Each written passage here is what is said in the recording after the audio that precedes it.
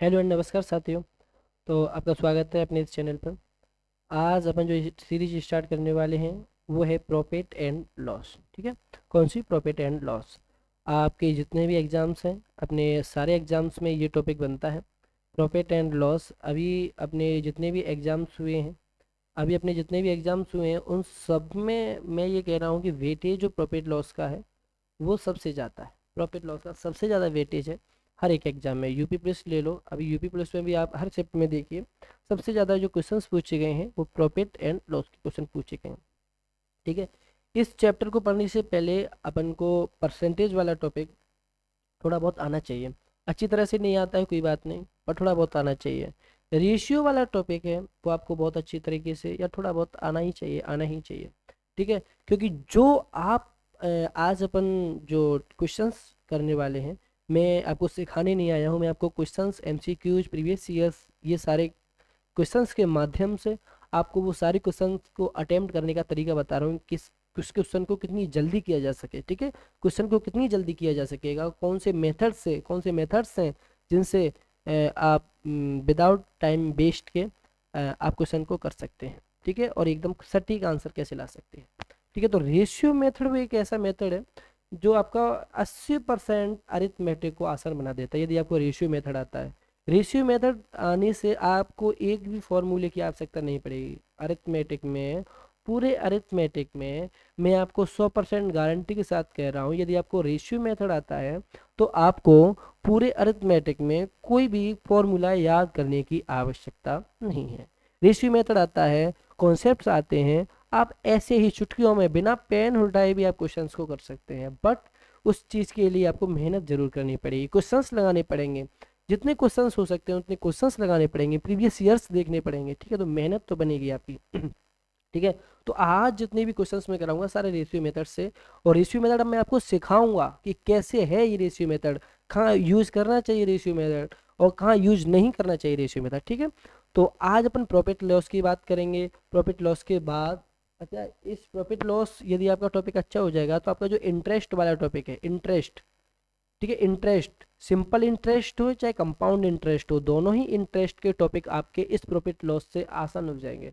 तो इस टॉपिक को बहुत अच्छी तरीके से कर लेना। एंड एग्जाम्स में भी वेटेज है वो, मैं ये कह रहा हूँ 70% क्वेश्चन, 70% मैंने ज़्यादा कह दिया, मैं कह रहा हूँ सॉरी, 50 से 60% क्वेश्चन आपको रेशियो मेथड से, सॉरी, रेशियो मेथड से देखने को मिल जाएंगे। और प्रॉफिट लॉस के भी बहुत सारे क्वेश्चंस आपको देखने मिल जाएंगे। ठीक है, चलिए, तो आज अपन बात करते हैं। बट प्रॉफिट लॉस को शुरू करने से पहले आपको कुछ चीज़ें हैं जो इसमें ध्यान रखनी पड़ेंगी। ठीक है, तो वो कौन कौन सी चीज़ें हैं कि प्रॉफिट लॉस को पढ़ने से पहले अपन को ध्यान रखनी पड़ेंगी। ये तीन चीज़ें हैं, ये तीन चीज़ें आपने समझ ली तो आप ये समझ लो पूरा प्रॉफिट लॉस समझ गए।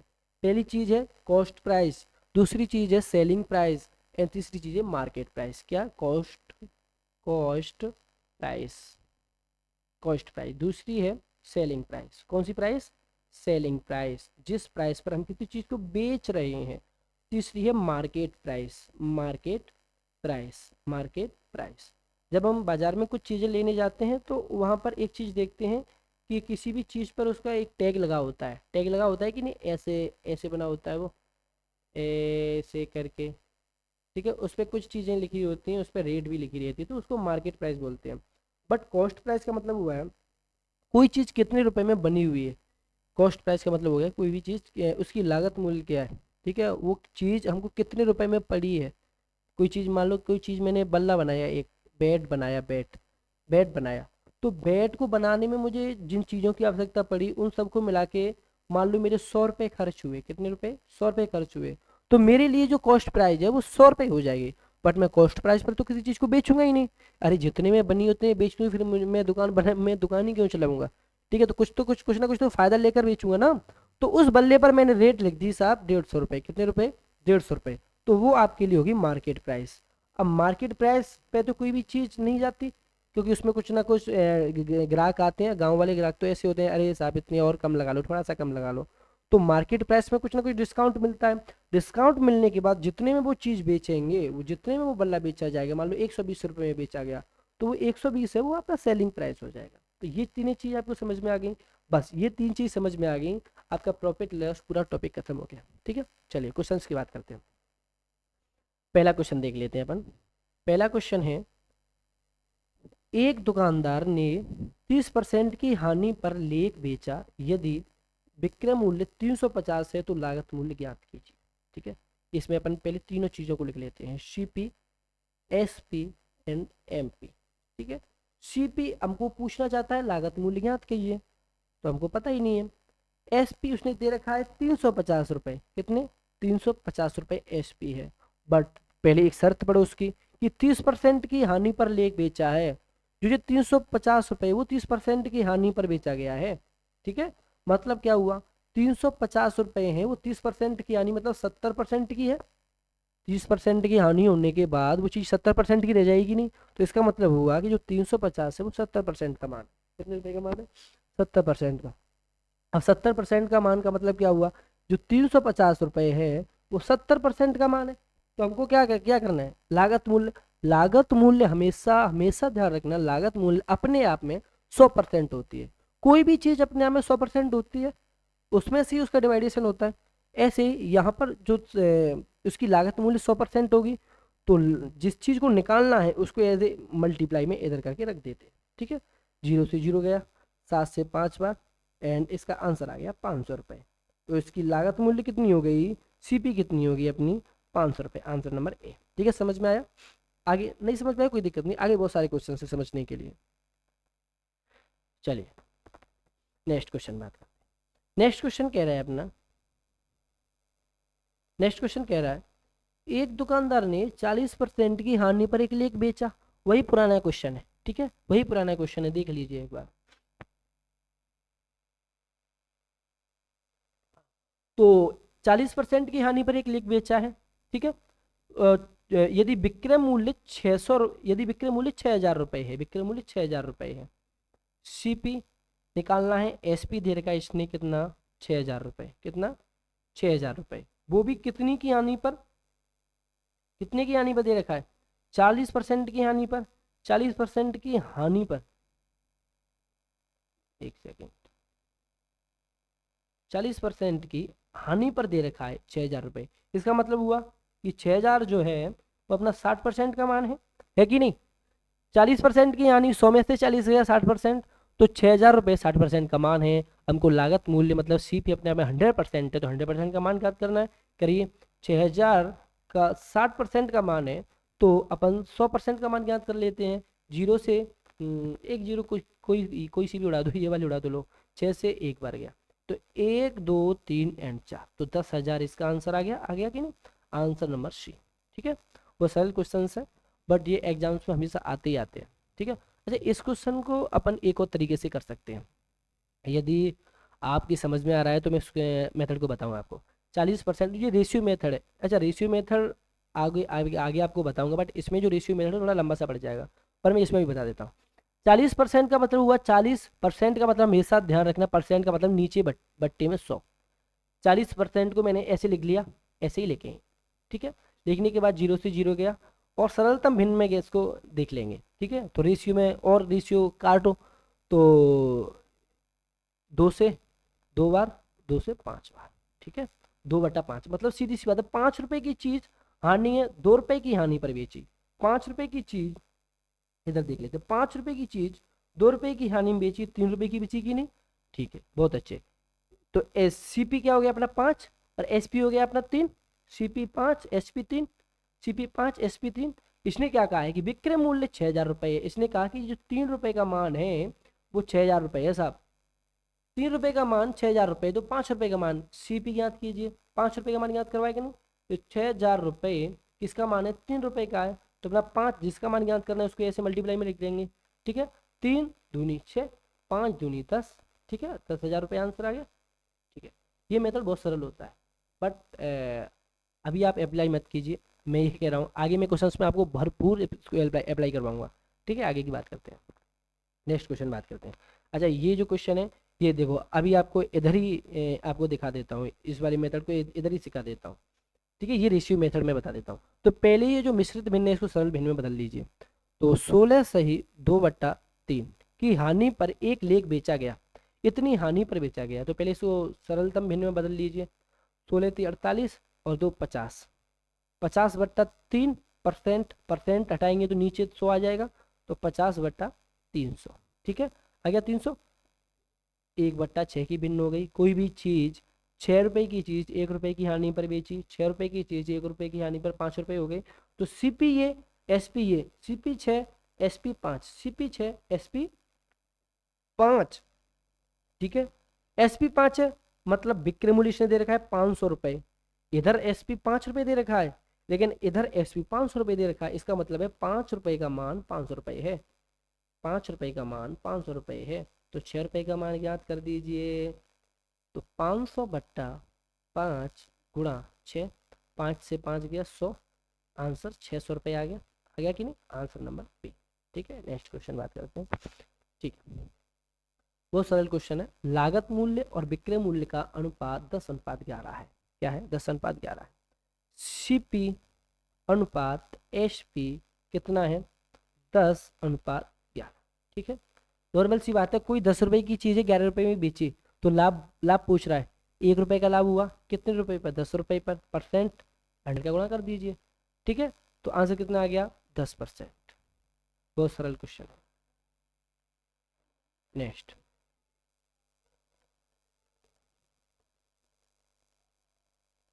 चलिए नेक्स्ट क्वेश्चन बात करते हैं। यदि किसी पुस्तक को 20% लाभ पर बेचा जाता है तो विक्रय मूल्य और लागत मूल्य का अनुपात क्या है।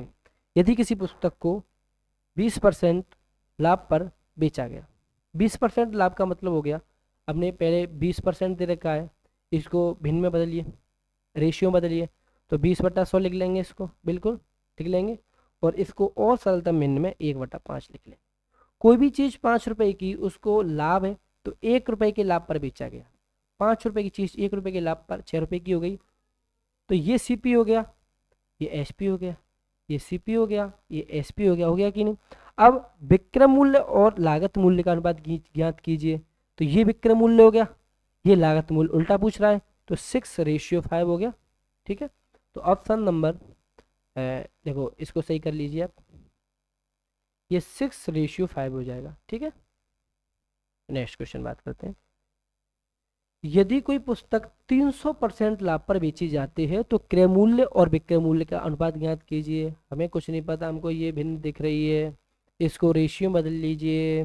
300% का मतलब हुआ 300/100। ठीक है, 0 से 0 मतलब भिन्न रेशियो आ गया अपना 3:1।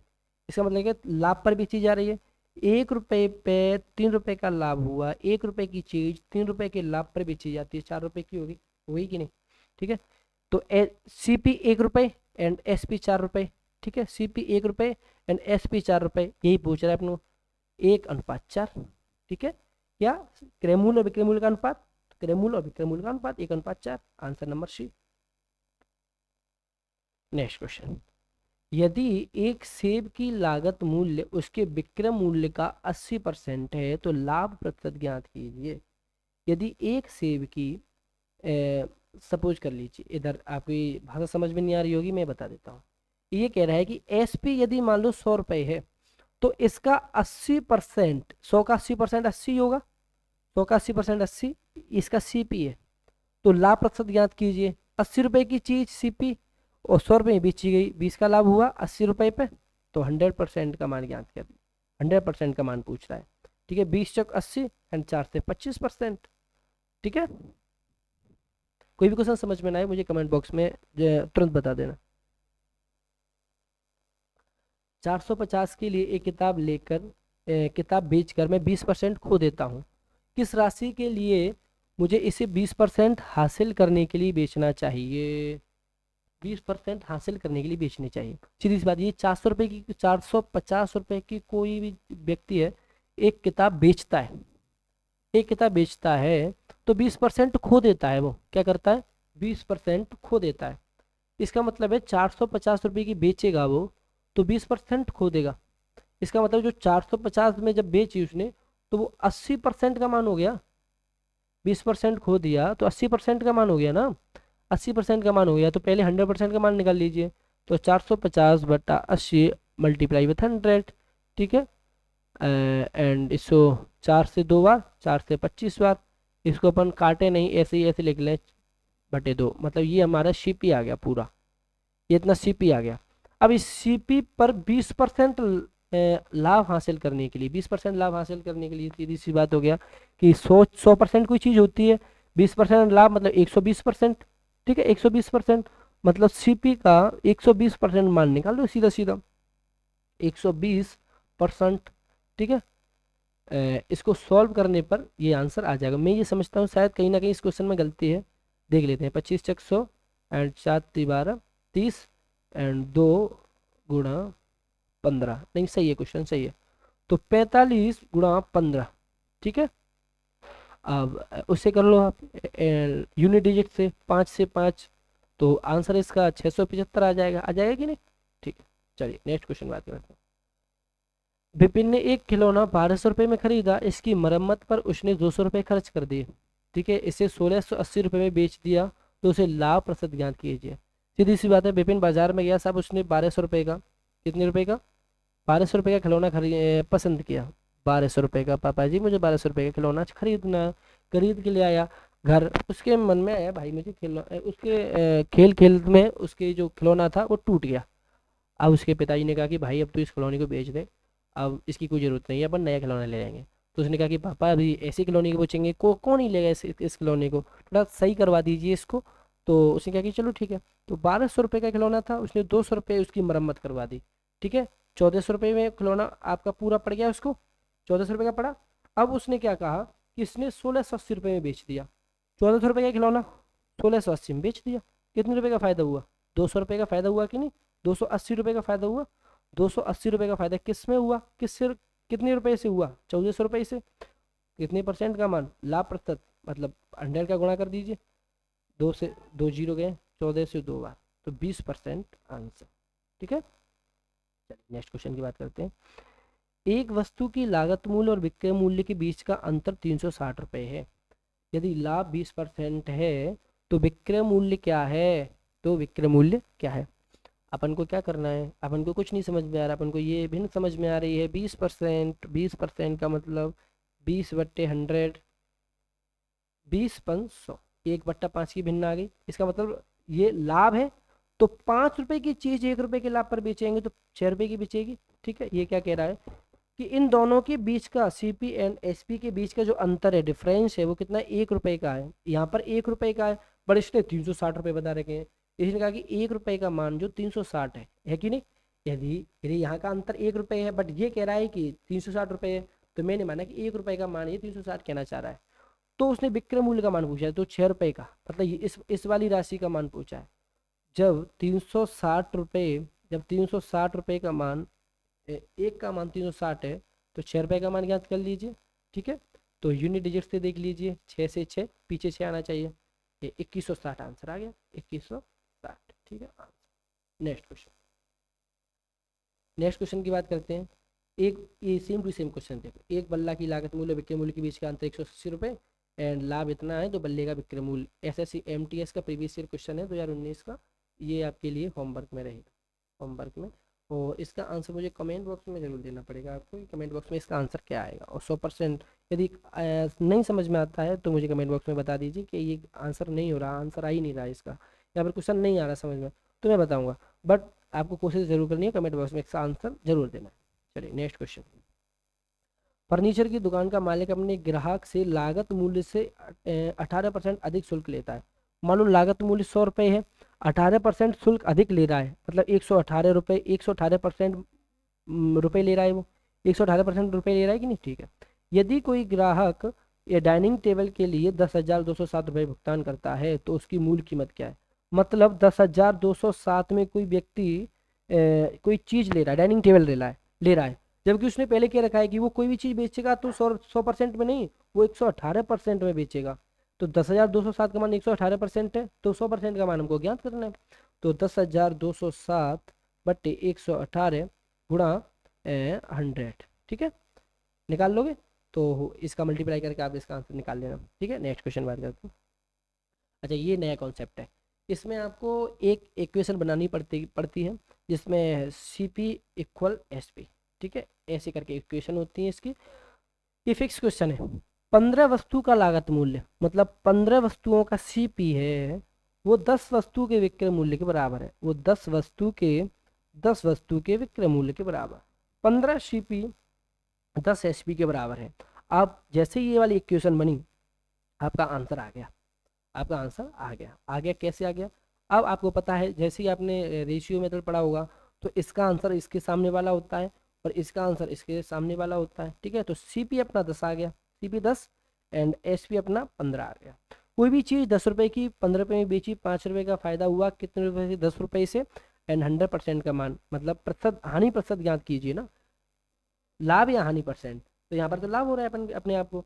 ठीक है, तो 5 दूनी 10 एंड 2 50% का लाभ हो रहा है साहब। कितने परसेंट का? 50% का। Next question. क्वेश्चन ये सेम टू सेम क्वेश्चन देखो। 25 लाख की लागत मूल्य 30 लाखों की विक्रय मूल्य के बराबर है। 25 की जो सीपी है वो अपने 30 के एसपी के बराबर है, तो सीपी अपना 30 आ गया है एंड एसपी अपना 25 आ गया। ठीक है, तो सीपी 30 है, एसपी 25 है, मतलब हानि हो रही है कितने रुपए की? 5 रुपए की। यानी कितने रुपए से? 30 रुपए से। 100%, मतलब अपनी हानि परसेंट निकाल लीजिए। ठीक है, तो 5 से 6 बार, तो 6 का भाग जब अपन 100 में देंगे तो इसका आंसर आएगा 16 से 2/3। आप निकाल लीजिए, मैंने बहुत बार निकाल रखा हूँ मैं, तो मुझे तो ये याद है हुए हैं। Next question. चलो इतनी ही बहुत है आज के लिए। इतने सारे क्वेश्चंस थे, और भी बहुत सारे क्वेश्चंस अपन इस प्रॉफिट एंड लॉस वाली सीरीज में करेंगे। तो जो भी क्वेश्चन आपको समझ में नहीं आया होगा, वो आप कमेंट में ज़रूर बताएंगे कि ये क्वेश्चन हम अपन सर हमारी समझ में नहीं आया है, इसको दोबारा बता दीजिए, मैं उसको बताऊंगा ज़रूर। एंड ये जो टॉपिक है बहुत ही इंपॉर्टेंट है, इसलिए इस सीरीज़ को ज़रूर कर लेना पूरा। भले ही आप किसी भी चैनल पर चले जाना बाद में, बट इस सीरीज़ को इस चैनल से ज़रूर पूरा कर लेना। आपके समझ में नहीं आए तब कहना। तो चैनल को सब्सक्राइब जरूर कर लेना एंड दोस्तों के साथ शेयर जरूर कर देना। Thank you.